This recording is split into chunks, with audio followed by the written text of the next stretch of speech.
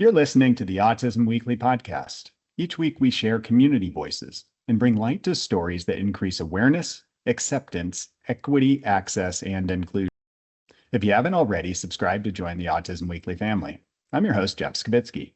This week, we're joined by Alix, an autistic advocate, entrepreneur, scientist, and PhD student in Holocaust and genocide studies.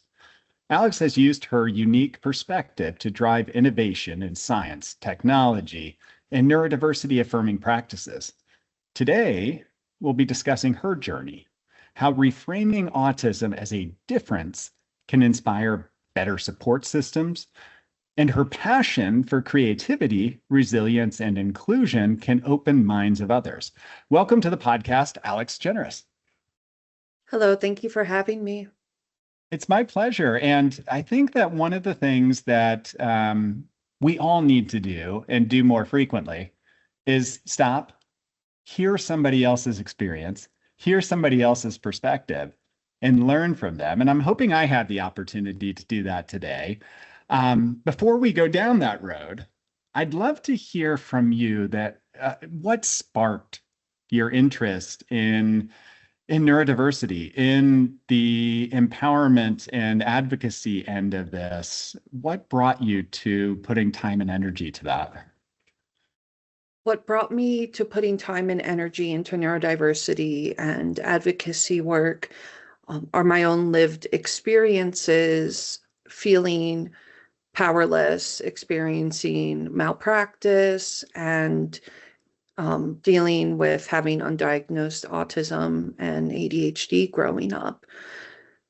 That is really my driving force, is wanting to make sure that other people don't have to go through the same sorts of experiences I did trying to figure myself out.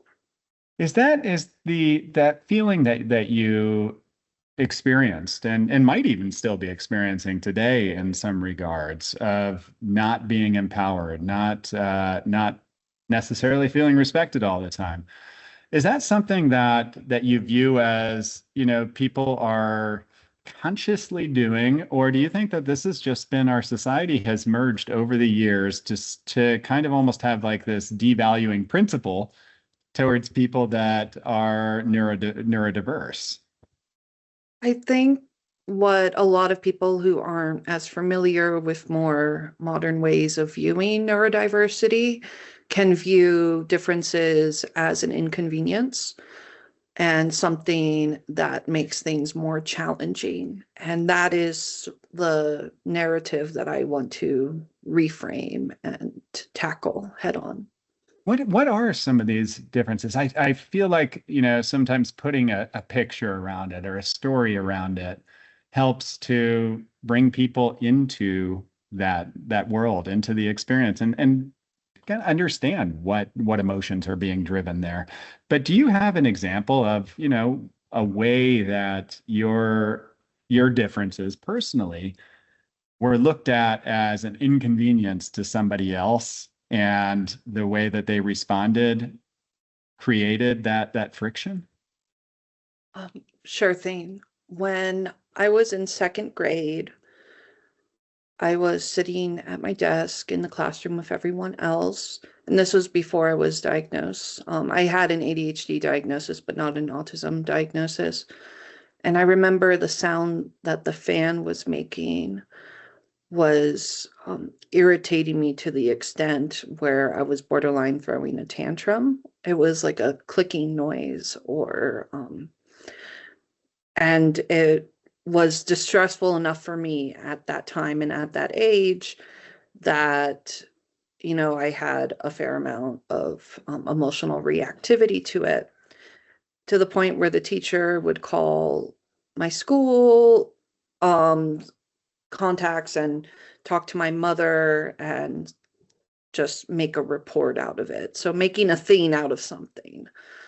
That is an example of how, like, a sensory difference associated with autism can be viewed as an inconvenience and escalate to something unnecessary if the right tools were put in place.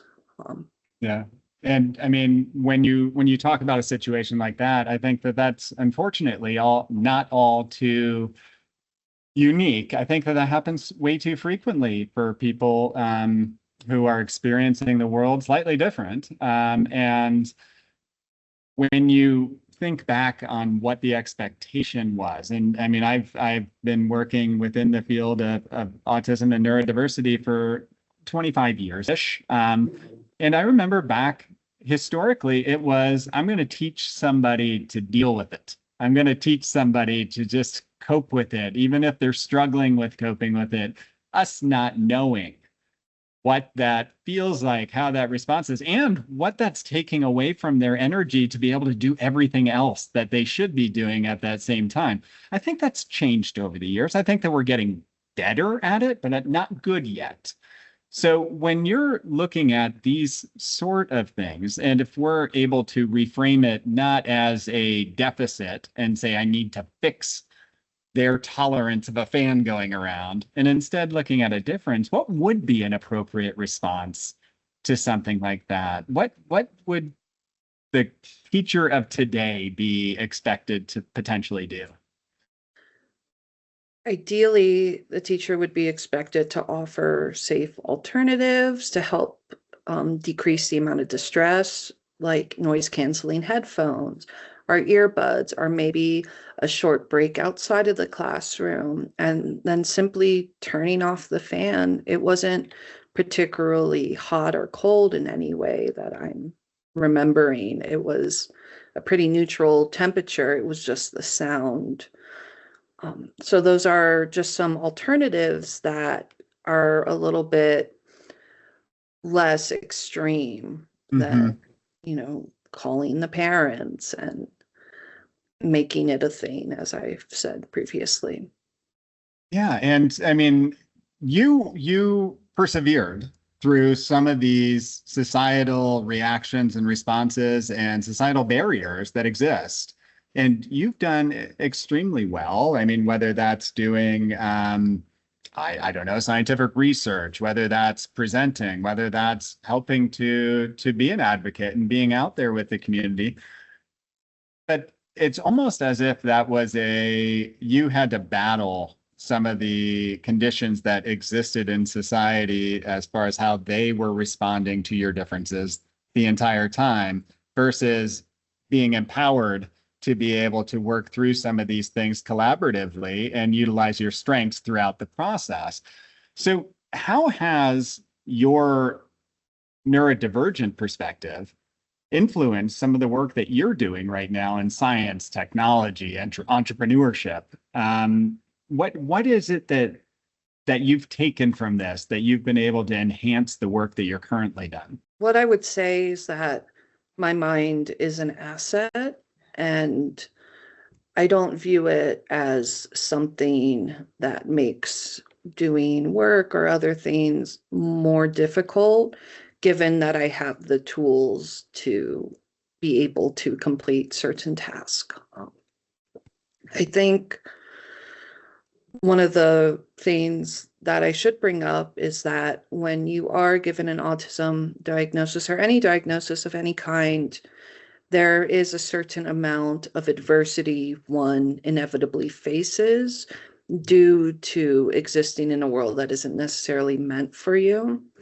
And if you're lucky, you get exposure to strategies and like treatments or skills that help you navigate the world in a less distressing manner. Mhm. For me, I was fortunate enough to have access to therapy when I was a preteen that completely did a 180 on where I was. I went from my family thinking that I would never be able to live independently or do anything on my own to being able to go back into a regular high school in a general education setting.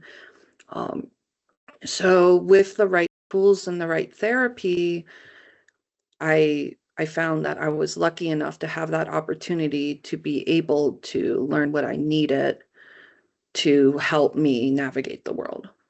Absolutely. And I think that all of us benefit from extra support at times on how to be able to establish skills that are going to help us to be able to be a better community contributor, better at maybe our jobs, our relationships. I mean, and it is that unique perspective of, autism has very clear kind of differences that, how you're processing specific events. Everybody might do it differently, but there are differences that exist. So you talked about, treatment, supports, but I would imagine is that no matter what you were doing, there's a principle that needed to be applied. And that would be that idea of neurodiversity affirming principles applied with all of that, whether it's education, treatment. What does that neurodiversity affirming principle mean to you? Because I think that definition sometimes gets lost over time. Mhm. So I think one of the most important instances of neurodiversity affirming is this idea that, a lot of previous treatments aim to control behavior or force compliance. And that's what I would say is non-neurodiversity affirming.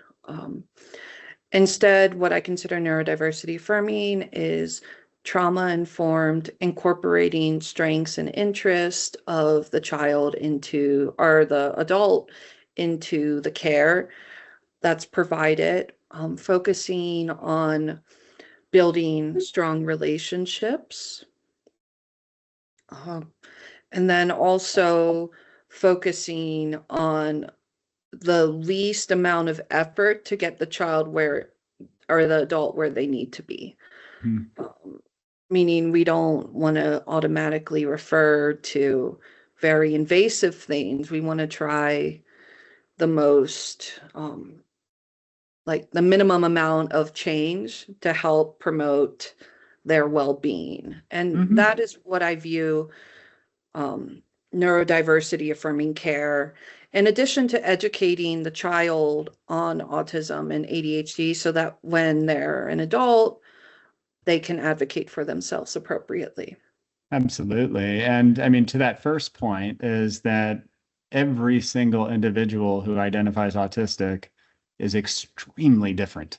It's not like, hey, here's a stamp, here's a diagnosis, and now you are the same as every single other person in this room. I mean, everybody's unique. Everybody has different things that they want to work on and different barriers that exist that the society has created that, it's hard to be able to navigate, which you probably want to develop new skills for.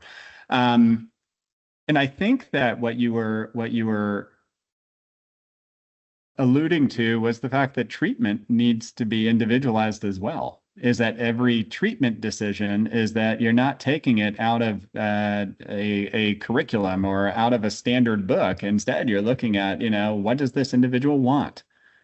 What is it that they respond to? What is it that's motivating to them to be a part of it instead of forcing them into treatment? How do I navigate it so that they're a part of their community as much as possible during that treatment process? And when I think about it, that's kind of the four things that I feel like for me hit home in decision making. And are there other components that you'd say that, you need to be evaluating if you are a part of anybody's support team or a part of their team that's helping them to be able to do whatever it is that they want to do in life, that they should be looking at? Or, I mean, are there other pieces that I'm missing? I would say some other key factors of neurodiversity affirming care would be respect for sensory needs and incorporating those sensory needs into any of the care. And always valuing consent, always, and encouraging communication through what they are already good at as well. Absolutely. And I think a lot of this comes from misconceptions. I think historically it was somebody needed to be fixed versus we need to understand how that person's experiencing the world around them and then help them to navigate ways to be able to make that a better experience for themselves, which I think that whether you're neurodivergent or not, we're always doing that. We're always looking at, how can I make this a better experience? What can I do that's slightly different? I'm not doing a wholesale change of who I am. What am I modifying to be able to make it so that I am able to have a better life? And I think For that is sure. important. What are other misconceptions that you feel like, are exist that are affecting autistics right now? Well, what I want people to understand is that autism is a way of processing the world, sensory, social, and cognitive wise, that has strengths and support needs. When we shift from fixing to supporting, I find that people thrive.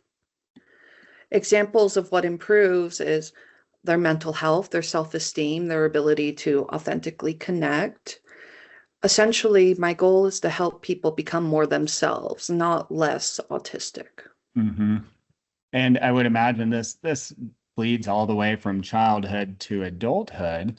Um, what are you seeing kind of even as somebody is, I'm going to look at these transitional periods, but as somebody is entering into the workforce, because I mean, we all want to contribute to what's going on around us, and work is a big piece of that.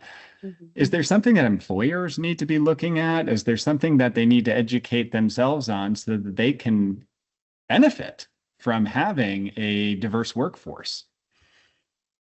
I think when it comes to people who run their own businesses and their companies, each of them are going to have their own opinions and ways that they want to run things. And sometimes that can be a barrier.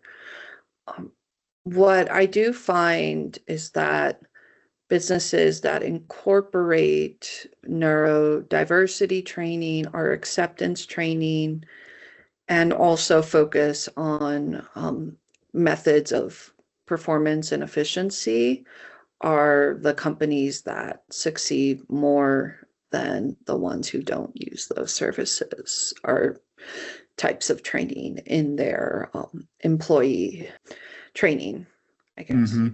And I mean, from that same context, is that some of the best experiences are when somebody is thinking with somebody outside of the box and they're being creative and they're thinking, how can I make this so that not only is it benefiting them, but it's benefiting everybody in this organization, in this company at the same time, because I am getting the best version of that individual. On that creativity, on that, I guess, authenticity component is that, I mean, you've done work in the arts to be able to build some of that up, and I think that it's a great skill for all of us to develop, is to think a little bit differently and to pull out pieces of ourselves through some of these components. But how has that played a role in, for you, I guess, in resilience, in inclusion, is utilizing some of these other outlets that exist out there? I think when we view creativity and how it can help, I think whatever brings somebody joy, it can fill their cup, so to speak, to spend time doing whatever that is. For me, with my creative endeavors, it gives me sensory joy and emotional grounding. Um, it's a way to communicate beyond words, and it helps build community and helps normalize neurodivergent expression.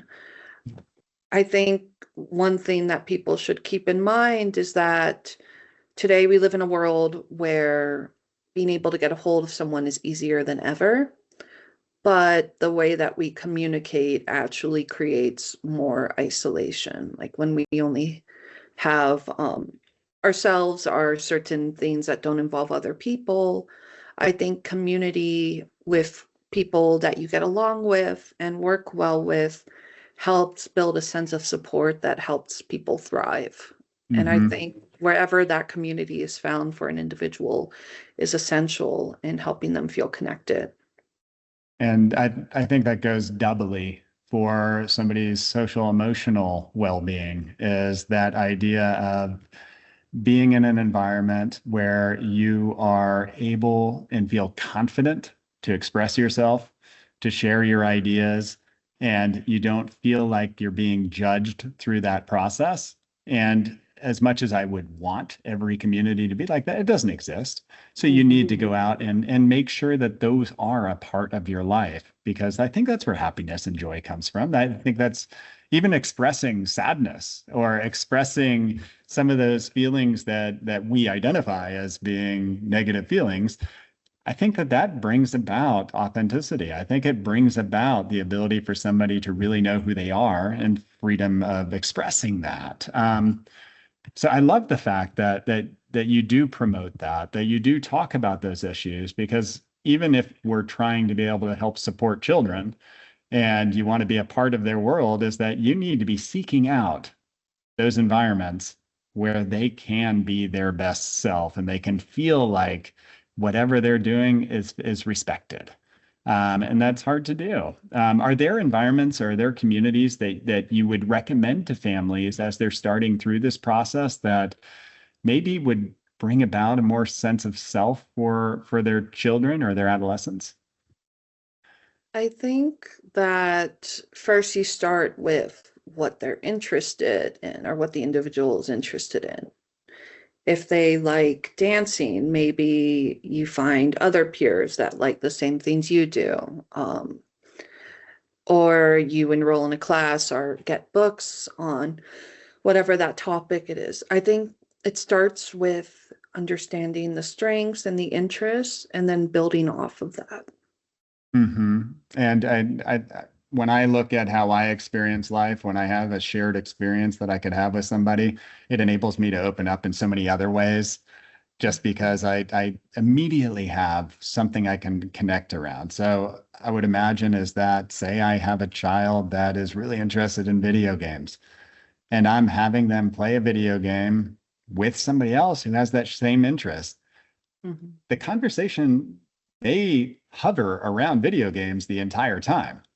But the fact that it's a shared experience, the fact that other things will trickle into those conversations, and the willingness to be able to put one's guard down, those are immeasurable benefits. And I think that we have to realize that instead of saying, well, you perseverate over video games, I can't be doing this. It's how do I make this part of somebody's life so that they can really actually use it as a tool rather than something that's a barrier. So I didn't mention this to our guests, to our audience, but you've done a TED Talk. Is that correct? Yes. What was the focus of that? Focus was utilizing autism and technology and sharing my lived experience as well. With that lived experience with autism and technology, are there nuggets that I should be pulling from this that maybe I might not have been picking up on my own, that technology, what role it might be playing? Well, the TED Talk that I gave was 10 years ago, and a lot of the language and the idea suggestion society has progressed a lot since then. For example, instead of saying Asperger's, we say autism spectrum disorder. I think something in terms of autism and technology, is using technology to help them effectively communicate more. So the use of AAC being more widely accessible is one of my main concerns right now. A lot of the families and people that I work with that desperately need AAC can't afford it because it's expensive. And really thinking about technology transfer. Yes, we have the technology, but how do we actually get it to the people who need it the most? Absolutely. That is something that I think is important. And we need to give people the tools to be able to communicate more effectively.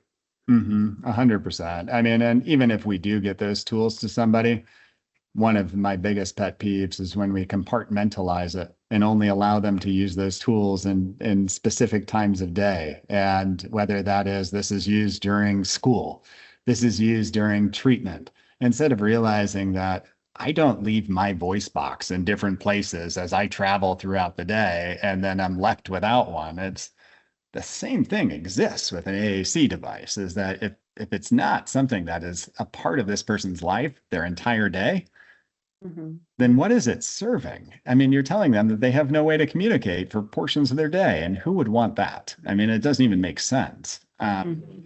So you mentioned that was 10 years ago. What are your upcoming projects now? And I mean, what are the things that you're most excited about? Because I feel like we're in an ever-changing society and we can always get better.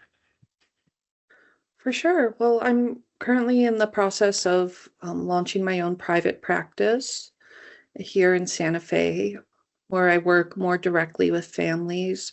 Currently, the problem that I'm seeing is that parents just need more direct support from people with adequate training.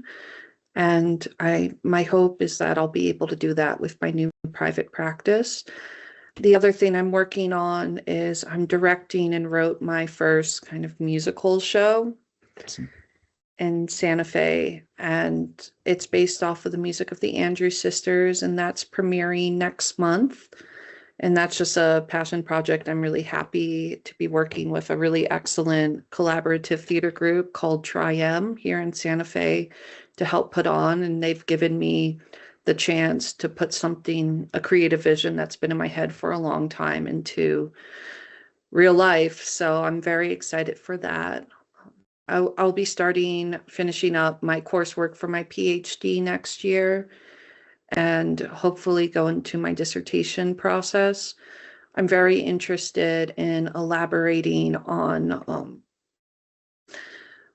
sort of the concentration camps that were in France. I know nobody likes to talk about the Holocaust, and it's like not a fun topic to talk about, but I'm pretty sure that what I'll be doing is investigating the sub camps of the bigger concentration camps and learning more about the stories and the history in place and making it so it's more centralized so people can access that sort of resource. And then beyond that, I have random conferences I'm speaking at. Yeah, that's pretty much it. That's no shortage of things that you're involved in, and I don't know how you keep up all that energy because it sounds like that would be exhausting to have all that. But every piece of that sounds exciting, and it's something that I would imagine is keeping you energized and excited about what the field has and what you're able to do personally. Your clients, of course, are going to benefit from the advice that you're giving, but I'd love for you to tell our listeners or to leave them with a note or a nugget about embracing neurodiversity and fostering innovation and what that means and how we could potentially make sure that that's a part of everybody's life. Sure thing. I would say growing up that people saw my behavior before they saw my needs. And I think it's important for people to look more holistically at an individual beyond maybe whatever lens they've been taught to see.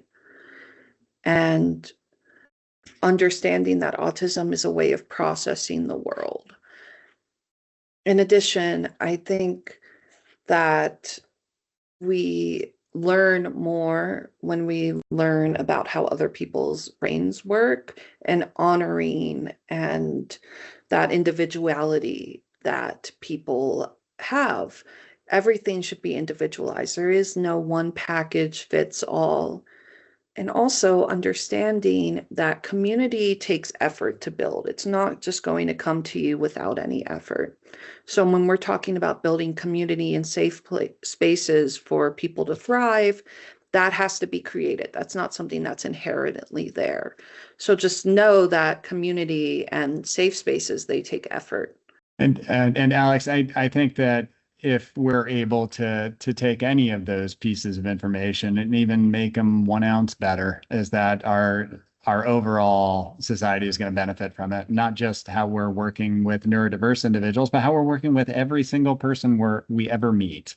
And that's the funny thing that I've seen is that, I feel like normalized interactions on how I should be engaging the entire world, I'm learning from the perspectives I'm learning from the experience shared with me, similar to yours, from neurodiverse individuals who are willing to talk about it and to be able to share and educate us on how we could make everybody's life better. But thank you for giving us a little bit of time today and for being willing to share your knowledge and experience. Thank you so much. I only emphasize that differences are not deficits. And when we support the way someone's brain works, they flourish. And it's important to lean into the strengths, honor autonomy, and stay curious about the person in front of you. And I want to thank you for the opportunity to be able to share that perspective. It's my pleasure. Thank you for listening to Autism Weekly. We hope you tune back in next week to learn more about autism in the real world. Autism Weekly is now found on all the major listening apps, including Apple Podcasts, Stitcher, Spotify, Amazon Music, and more. Subscribe to be notified when we post a new podcast.